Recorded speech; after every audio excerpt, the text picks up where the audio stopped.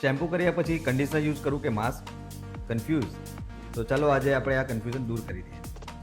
પહેલાં આપણે જોઈએ કન્ડિશનર અને હેર માસ્ક. હેરમાં શું કામ કરે છે? કન્ડિશનર એ ડેઇલી મેન્ટેનન્સ માટે જરૂરી છે.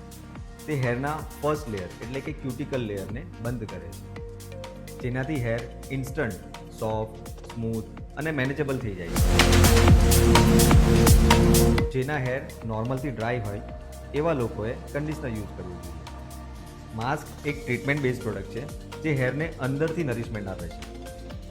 માસ્ક યુઝ કરવાથી ઇન્સ્ટન્ટ રિઝલ્ટ નથી મળતું, એટલે એને 3 થી 5 મિનિટ હેરમાં લગાવી રાખવું જોઈએ, જેનાથી long term hair health benefit થાય છે.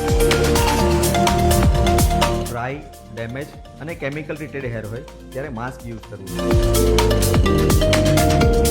કન્ડિશનર અને માસ્ક એક સાથે યુઝ નહીં કરવું.